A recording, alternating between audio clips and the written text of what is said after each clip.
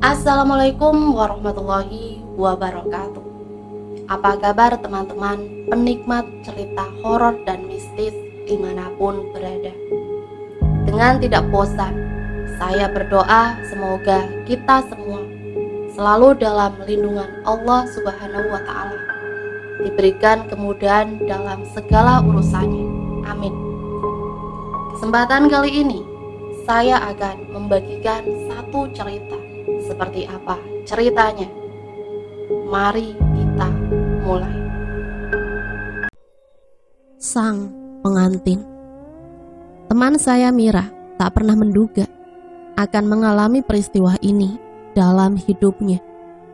Bertahun-tahun jomblo karena ada setan yang naksir padanya. Setan ini ingin Mira menjadi sang pengantin.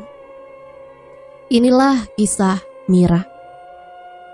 Saya berjumpa Mira di Jakarta untuk urusan kerja. Kami sama-sama berasal dari Pontianak.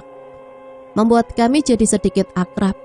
Bedanya, sejak 10 tahun yang lalu, Mira pindah ke salah satu kota di Banten bersama keluarganya. Cerita ini terjadi sekitar 10 tahun yang lalu, saat Mira pertama kali ditaksir oleh makhluk yang bersemayam di sebuah pohon tua di depan rumahnya. Usia Mira 18 tahun, mahasiswa semester pertama. Waktu itu pukul 8 malam, Mira diantar pulang oleh seorang mahasiswa, teman barunya. Mereka baru saja menyelesaikan masa ospek. Mira bilang, cowok ini cukup tampan, namanya Ridwan. Malam itu Ridwan mengantar Mira dengan motor Vespanya. Rumah Mira berada di tepian kota, tidak terlalu ramai. Di sekitar rumahnya masih banyak pepohonan rindang. Terima kasih ya, Wan, udah mau nganter jam segini. Gak apa-apa, daripada kamu ngangkut sendirian, bahaya, kata Ridwan. Mira bilang waktu itu ia memang mulai suka sama Ridwan. Jadi ia sangat senang malam itu. Selepas melepas Ridwan pulang, Mira langsung masuk ke rumah. Lalu ia mandi karena badannya terlalu gerah dan terasa lengket karena keringat. Saat mandi, Mira mendengar langkah kaki dari kamarnya. Tapi ia tak ambil pusing karena palingan itu ibunya. Ibunya kadang masuk ke kamar Mira untuk meletakkan pakaian Mira yang sudah kering. Tapi saat ia keluar dari kamar mandi, ia tak menemukan tumpukan pakaian kering di atas kasurnya. Ia hanya mencium aroma mawar yang sangat pekat memenuhi kamarnya. Aroma ini nyaris membuatnya pusing. Oh iya, kamar Mira letaknya di bagian depan rumah. Jadi jendela kamarnya itu menghadap jalan. Halaman mereka juga luas, tanpa tanaman. Hanya rumput yang terhampar. Di depan rumahnya ada sebuah pohon besar di tepi jalan. Nah, disitulah Mira menyadari jendela kamarnya terbuka, tirainya berkibar tertiup angin malam yang dingin. Ia mengintip keluar, tak ada siapa-siapa. Ia hanya menatap pohon tua di depan rumahnya yang misterius.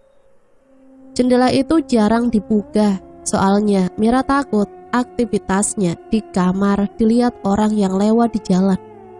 Apakah tadi ibunya masuk untuk membuka jendela? Tapi buat apa?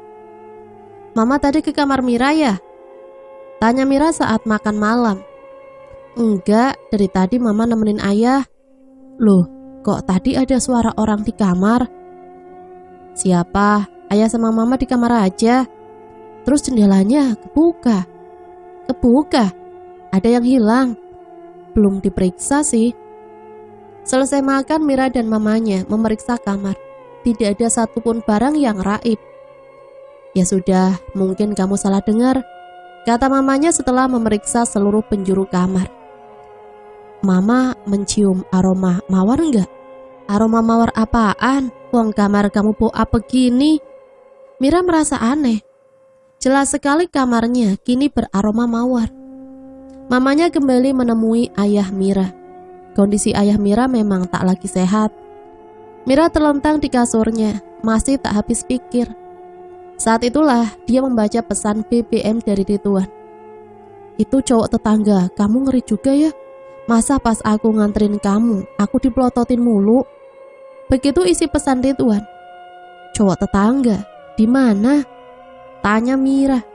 Tapi chat Mira tak kunjung dibalas, sampai Mira tertidur dengan aroma mawar yang masih memenuhi kamarnya. Besoknya di kampus, Mira berusaha mencari Ridwan. Tapi kata teman-temannya, Ridwan tidak masuk hari ini. Mira resah, Ridwan hilang, entah kemana. Seminggu lamanya, Ridwan tak kunjung masuk. Sepekan kemudian Ridwan menemui Mira di kantin. Ada bekas luka di jidatnya. Maaf, aku ngabarin chat kamu, kata Ridwan. Kenapa? Kamu kenapa, Wan? Kayaknya kita gak usah deket-deket lagi deh. Loh, kok gitu? Aku mau aman, kata Ridwan. Saat itu Mira tak mengerti bahaya apa yang mengintai Ridwan, sehingga Ridwan merasa tidak aman. Dia pikir Ridwan hanya mencari alasan saja. Mira sempat patah hati. Beberapa waktu Mira melupakan hal-hal aneh yang terjadi di kamarnya. Juga soal Ridwan. Perasaan itu sudah dikuburnya dalam-dalam hingga suatu malam. Saat Mira sedang mengerjakan tugas, terjadi sesuatu yang membuat jantungnya kembali berdegup kencang. Saat Mira sedang fokus mengerjakan tugas, tiba-tiba ia merasakan udara dingin seperti memeluk tubuhnya. Ia menoleh, jendela kamarnya terbuka. Mira sedikit panik. Ia berjalan mengendap mendekati jendela. Di sana, di bawah pohon di depan rumahnya, Mira melihat sesosok pria tinggi besar berdiri tegak menghadap kamarnya.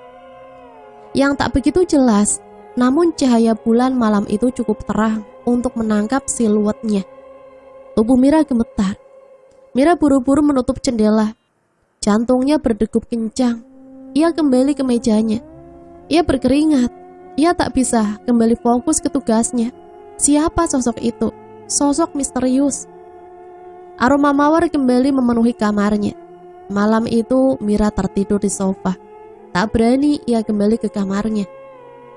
Sejak saat itu Mira merasa dirinya diawasi, entah oleh siapa. Pintu kamarnya kini dikunci total, dipaku supaya tak dapat lagi dibuka. Mira berusaha berpikir positif, namun ada ketakutan yang bersemayam dalam dadanya. Gangguan itu sempat hilang sampai Mira dekat dengan Yoga, teman sekelas Mira di semester 2. Yoga baik, perhatian, dan senang melakukan hal-hal yang menurut Mira romantis. Di suatu hari Minggu, Yoga datang untuk menjemput Mira. Mira tentu sangat senang. Itu kencan pertama mereka. Setelah selesai berdandan, Mira pergi bersama Yoga. Tadi siapa? Tanya Yoga di jalan. Siapa? Apanya? Tanya Mira heran. Itu yang di depan rumah, nongkrong dekat pohon. Dek. Mira kaget. Apakah sosok yang sama dengan yang ia lihat? Bukan siapa-siapa, paling tetangga, saut Mira. Hatinya tak tenang. Hari yang seharusnya menyenangkan itu menjadi rusak karena cerita Yoga. Sepanjang kencan, Mira terus mengkhawatirkan Yoga. Ia ingat Ridwan juga pernah melihat sosok itu, dan Ridwan menghilang dari hidupnya. Malam itu Yoga mengantar Mira pulang. Belum larut, baru jam 7 malam. Sesampainya di depan rumah, Mira menatap pada pohon di depan rumahnya. Kamu lihat apa? Tanya Yoga. Kamu yakin tadi lihat orang di situ? Iya, ia ngeliatin aku selama aku nunggu kamu. Aneh, kata Mira. Aneh kenapa? Nanti aku ceritain, tapi gak sekarang. Yoga lalu pamit. Mira masuk ke rumah sambil menoleh menatap pohon itu. Bulu kuduknya bergidik. Setengah jam kemudian, HP Mira berdering. Nomor tak dikenal, ternyata dari Vian, sahabat Yoga. Yoga kecelakaan. Itu informasi singkat yang Mira dapat. Mira kaget bukan kepalang. Apakah ada hubungannya dengan sosok di pohon depan rumah? Malam itu juga Mira mengambil parang terbesar di dapur rumahnya. Berjalan dia dengan buru-buru ke depan rumah. Mamanya yang melihat kejadian itu panik dan mengejarnya. Mir, Ada apa, Mir? Nyebut, Mir, nyebut, seru ibunya. Itu pohon iblis, Mah. Mira mau tebang pohonnya. Sudahlah, Mir, jangan ngaco begini, Mir. Pohon ini sudah ngancurin hidup Mira, Mah. Pekik Mira dalam pelukan mamanya. Dalam hatinya, ia beristighfar. Malam itu setelah Mira tenang, ia bercerita tentang semua hal yang ia alami kepada mamanya. Mama Mira hanya terdiam, masih setengah percaya. Kalau memang ada yang ganggu, kita tunggu Pak Itam datang. Dia lebih tahu urusan beginian. Begitu kata Mama Mira. Pak Itam adalah sepupu Mama Mira. Ia ada urusan di Jakarta dan kabarnya hendak mampir ke rumah mereka. Malam itu Mira tak tenang. Besok ia harus menjenguk Yoga. Entah kenapa Mira sangat percaya ini ada hubungannya dengan sosok itu. Ia langsung teringat luka-luka Ridwan. Pagi itu sebelum menjenguk Yoga, Mira harus menghadiri kelas salah satu mata kuliah. Setelah kelas selesai, ia tak langsung ke rumah sakit. Yang ia cari adalah Ridwan. Setelah berusaha mencari, akhirnya Ridwan ditemukan di perpustakaan. Mira menarik tangan lengan baju Ridwan. Ridwan tentu kaget. Kenapa? Tanya Ridwan. Ceritakan padaku apa yang terjadi malam itu. Bisik Mira. Yang mana? Saat kamu nganterin aku pulang. Malam itu sepanjang dari mengantarkan Mira, Ridwan merasakan sesuatu yang aneh. Ia merasa seperti sedang membonceng seseorang. Udara dingin seperti bertiup di tengkuknya. Berkali-kali Ridwan melihat ke spion. Tidak ada siapa-siapa. Ridwan berusaha menenangkan diri, tapi bulu kuduknya kian berdiri. Saat itulah Ridwan dikagetkan dengan seorang bapak-bapak naik sepeda melintas di depannya. Ridwan membelokkan motornya dengan tiba-tiba. Ia terlempar dari motornya dan menghantam aspal. Hanya sedikit luka, ia segera bangkit. Di balik kegelapan, ia melihat sosok yang ia kenal. Pria yang ia lihat di depan rumah Mira. Setelah peristiwa itu, seorang teman Ridwan yang mengaku anak indigo menasihati Ridwan agar menjauhi Mira. Ada sosok yang menjaga Mira katanya. Hari itu Mira batal menjenguk Yoga. Ada yang harus ia selesaikan. Ia tak mau Yoga kenapa-napa karena dirinya. Hatinya patah. Tapi apa boleh buat, seperti dikutuk. Begitulah perasaan Mira hari itu. Hancur. Woi bodoh, apa salah aku sama kamu? Kenapa kamu hancurin hidup aku? Teriak Mira sore itu di samping pohon di depan rumahnya. Pikirannya kalut. Mira merasakan sesuatu yang dingin menyentuh wajahnya, seperti hendak menyegah air matanya yang mengalir di matanya. Malam itu dalam tidurnya, Mira bermimpi berada di sebuah tempat berwarna putih. Sejauh mata memandang, hanya ada kekosongan. Sekitar 5 menit di depannya, berdiri seseorang yang dikenalnya, Yoga. Mira mendekat. Semakin ia mendekat, semakin tercium aroma mawar. Aroma yang Mira kenal. Saat tubuhnya dan tubuh Yoga begitu dekat, ia menyadari sesuatu itu bukan Yoga. Seorang pria tinggi besar, rambutnya putih, berwajah tampan, menatap matanya dalam. Mira terbangun terengah-engah, jantungnya berdegup kencang. Aroma mawar tercium jelas di kamarnya. Jendelanya terbuka menganga. Seminggu kemudian Pak Itam datang. Pak Itam punya sedikit pengetahuan tentang hal-hal gaib. Dulu di pesantren beliau sempat diam-diam belajar amalan-amalan terkait ilmu-ilmu gaib. Setelah mendengar cerita Mira, Pak Itam menyimpulkan kalau benar ada setan yang menyukai Mira. Setan itu dari golongan jin kafir. Kenapa dia mengincar saya? Tidak tahu, ini kejadian langka, jawab Pak Itam. Pak Itam memutuskan melakukan ruqyah. Mira diruqyah malam itu juga. Benar adanya. Setelah diruqyah ada ketenangan yang terasa di hati Mira. Dan pohon itu ternyata tidak berada di wilayah tanah milik keluarga Mira. Mereka tak dapat menebang pohon itu begitu saja. Semua berjalan normal hingga memasuki tahun kedua kuliah. Namun selama itu Mira masih tak berniat dekat dengan pria. Yoga masih selalu mengejarnya, namun Mira memilih menghindar. Apesnya, pada sebuah mata kuliah, Yoga dan Mira harus ada di satu kelompok yang sama. Mira benar-benar tak dapat menghindar. Mereka tak banyak bercakap selama mengerjakan tugas kuliah. Namun Yoga berusaha mendekati Mira malam itu. Saat Mira menunggu angkot di tepi jalan. Sudahlah Mir, kenapa kita harus takut? Kita manusia adalah makhluk paling mulia. Merekalah yang harus takut ke kita. Aku sayang sama kamu Mir. Buatku ini semua bullshit. Seru Yoga. Aku juga sayang kamu. Aku gak mau kamu kenapa-napa. Enggak, ini enggak akan kenapa-napa. Yoga tetap kokoh untuk bersama Mira. Tunggu di sini sebentar, kata Yoga.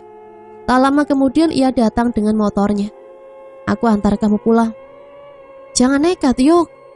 Kita buktikan kita nggak akan kenapa-napa. Mira termenung. Mungkin memang sudah waktunya ia melupakan kejadian aneh itu. Malam itu langit tampak cerah. Udara tak begitu dingin. Motor Yoga melaju di tengah keramaian menuju tepi kota. Mira memeluk Yoga penuh rindu. Memang sudah waktunya untuk hidup normal, pikirnya. Sesampainya di rumah, Mira dan Yoga sama-sama menatap pohon itu. Lenggang, hening. Seharusnya dia sudah tak menggangguku lagi, kata Mira. Maka serta-merta Yoga tiba-tiba merasa pusing. Kepalanya seperti berputar-putar, tubuhnya oleng. Namun sekian detik kemudian ia berdiri tegap menatap Mira dengan tajam. Aku masih di sini, katanya. Lalu Yoga tumbang dan pingsan. Mira berlari ke dalam memanggil mamanya. Mamanya yang sedang bersama ayahnya buru-buru keluar. Tapi Yoga tidak ada di sana. Motornya juga menghilang. Kemana dia? Benar-benar aneh. HP Mira berbunyi pesan dari Yoga. Ternyata aku salah. Setelah itu urusan percintaan Mira benar-benar kacau. Jangankan teman dekat, menjadi teman Mira saja, sepertinya laki-laki pada menghindar. Mereka seperti tak betah berada di dekat Mira. Mira sempat menghubungi RT atau RW di wilayah rumahnya untuk mendapat izin menebang pohon.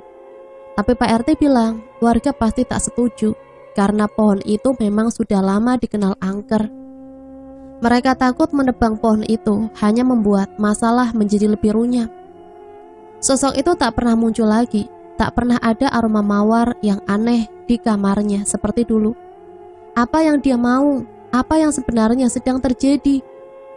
Di tahun ketiga kuliah, barulah Mira kenal dengan seorang junior bernama Gadis. Gadis adalah seorang anak indigo, lulusan sebuah pesantren pula. Kak, sepertinya kakak ada yang nutupin, kata Gadis pada suatu sore seusai mereka rapat himpunan. Oh ya, untuk menyibukkan diri, Mira sengaja ikut berorganisasi. Ditutup bagaimana? Iya, aura kakak kayak dikunci gitu. Kok kamu bisa tahu?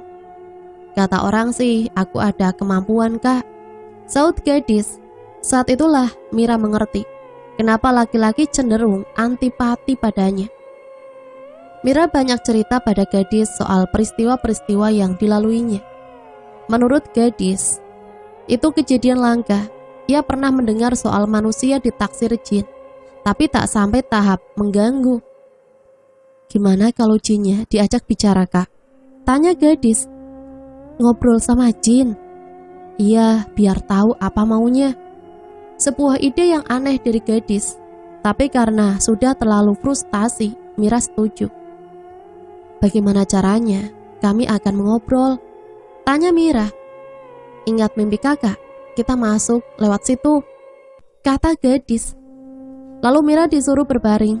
Gadis memegang tangan Mira. Sesuatu yang hangat menjalar dari tangan ke sekujur tubuhnya.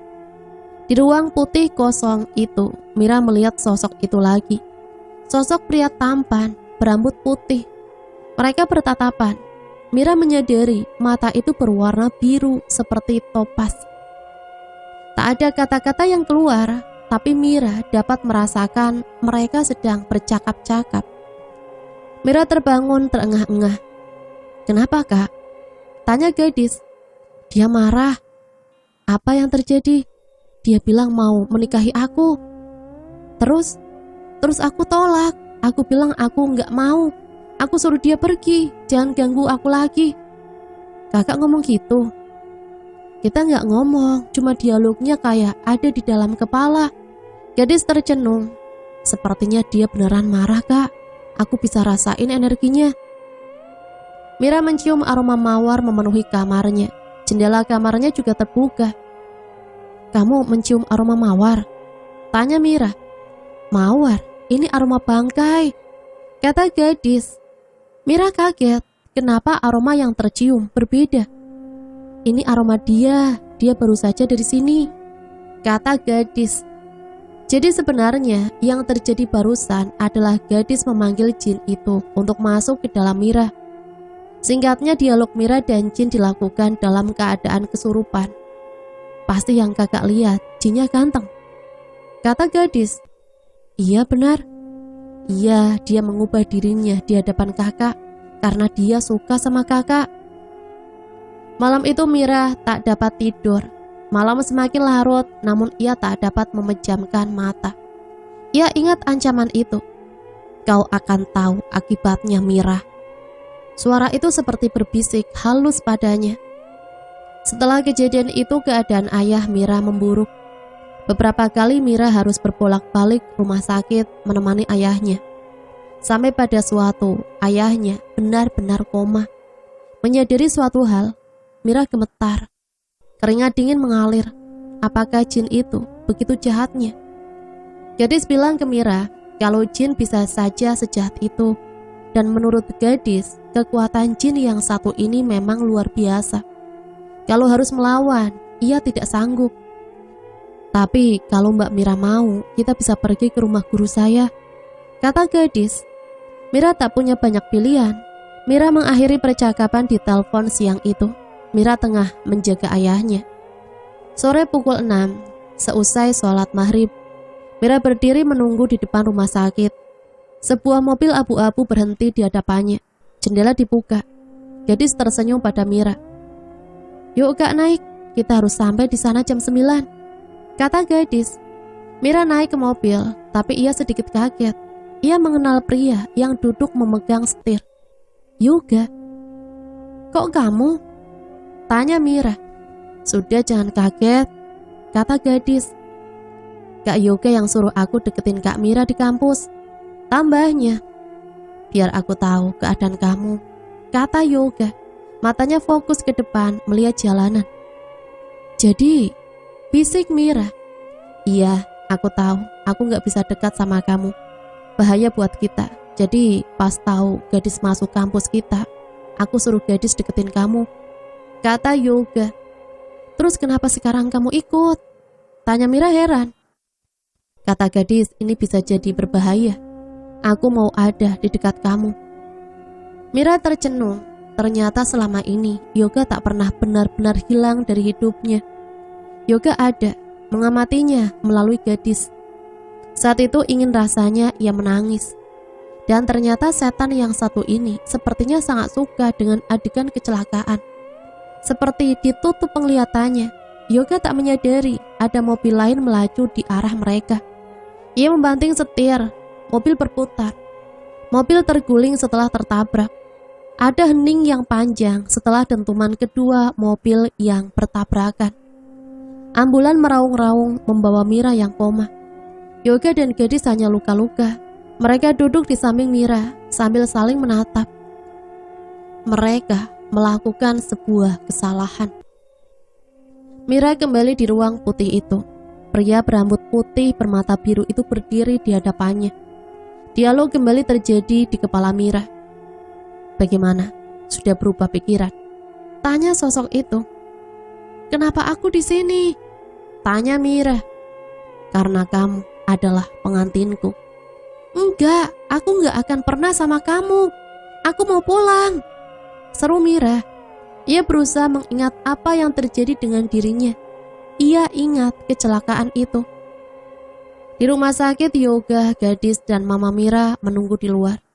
Mira langsung dilarikan ke UGD. Kita harus melakukan sesuatu, kata Gadis ke Yoga. Ngelakuin apa? Kita nggak boleh biarin Mira sendirian. Terus harus gimana? Kita kirim doa, Kak, kata Gadis. Kamu harus menerima saya, kata sosok itu kepada Mira. Kenapa saya harus menerima kamu? Pekik Mira. Karena ayah kamu bersamaku, katanya. Entah dari mana Mira dapat melihat ayahnya berpakaian serba putih berdiri di samping sosok itu. Ayah, ayo kita pulang ya, kata Mira. Tapi ayahnya hanya diam mematung. Kau apakan ayahku? Ayahmu pulang kalau kamu tinggal di sini, katanya. Sungguh pilihan yang sulit. Sementara itu dokter berusaha menyelamatkan Mira di ruang UGD. Mamanya menunggu di luar. Gadis dan Yoga memanjatkan doa yang panjang setelah sholat Isya.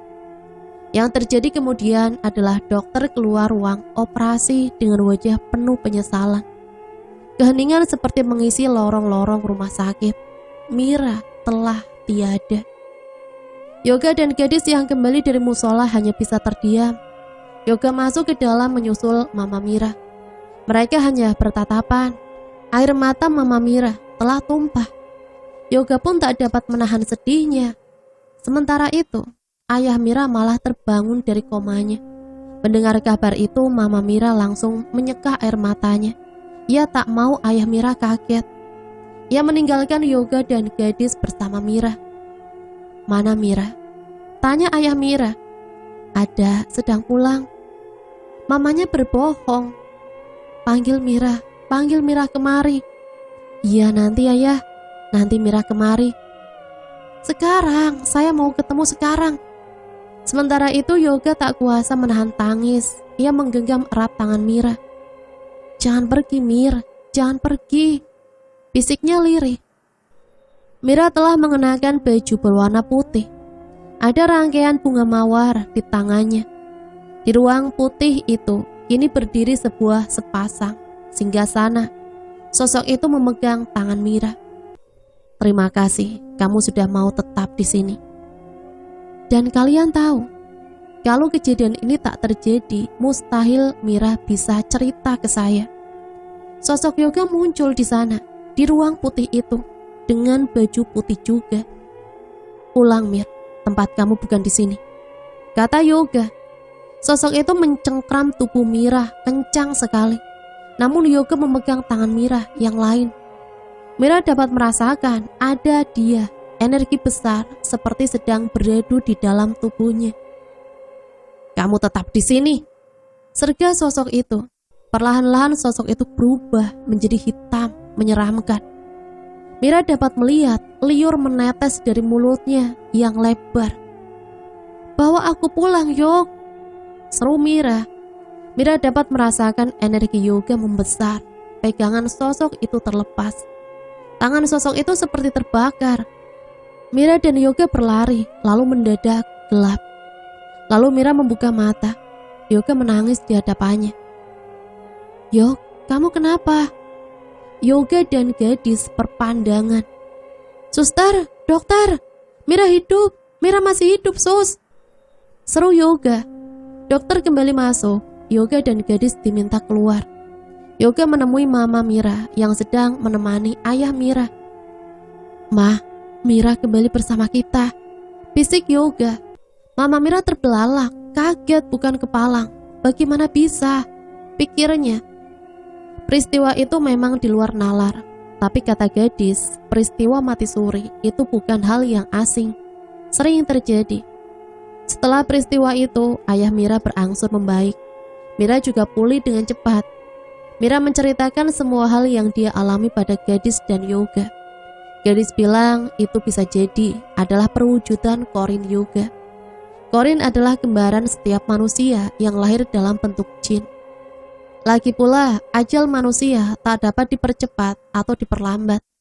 Semua itu sudah suratan Tuhan. Mira memang belum ditakdirkan untuk pergi. Pohon di depan rumah Mira masih berdiri sampai sekarang, tapi gangguan sudah tak muncul lagi.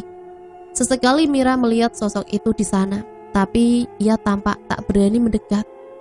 Kini Mira sudah tinggal di Jakarta. Ia masih sesekali pulang ke rumah. Hubungan Mira dengan pacarnya juga baik-baik saja. Bahkan kabarnya sudah hendak menikah. Oh ya, kekasih Mira sekarang bukan Yoga. Mereka sempat berpacaran tapi putus dengan alasan yang tak Mira ceritakan pada saya. Itulah satu kisah yang bisa saya bagikan. Sang pengantin selesai sampai di sini. Semoga cerita ini bisa menemani hari-hari teman-teman semua ya. Dan semoga ada hikmah yang bisa kita ambil dari cerita ini. Ambil sisi positif dan buang jauh-jauh hal negatif yang ada dari cerita ini. Sampai di sini saya pamit undur diri, mohon maaf apabila banyak salah kata. Sampai berjumpa kembali di cerita-cerita selanjutnya. Matur suwun, wassalamualaikum warahmatullahi wabarakatuh.